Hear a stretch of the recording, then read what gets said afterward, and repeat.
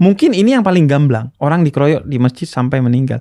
Yang gak gamblang dan juga bahkan bisa lebih mengerikan adalah politisasi masjid, komersialisasi masjid.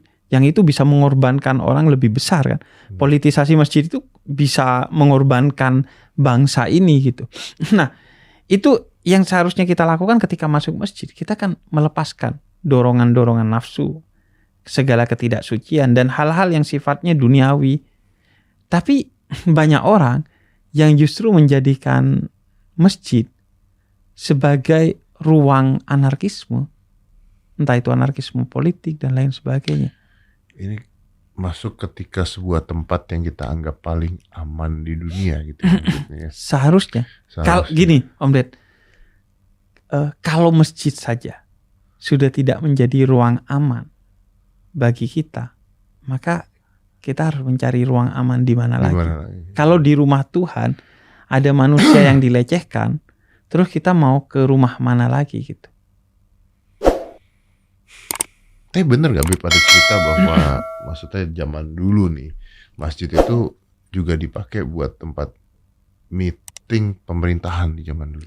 Iya, di zaman dulu masjid itu menjadi pusat peradaban. Bahkan kata Allah, ciri orang yang beriman dia memakmurkan masjid.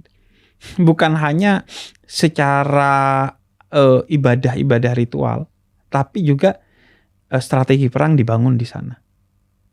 Kemudian prinsip-prinsip politik ditentukan di sana oleh Nabi Muhammad. Diskusi antar umat beragama dengan Kristen Najran dilakukan di sana. Artinya toleransi diperjuangkan di sana. Kemudian tawanan perang ditawan di sana. Kenapa ditawan di sana? Agar tidak terjadi arogansi. Karena paling tidak lu malu sama tempat sucinya untuk dorongan-dorongan yang tidak suci jika harus lu keluarkan.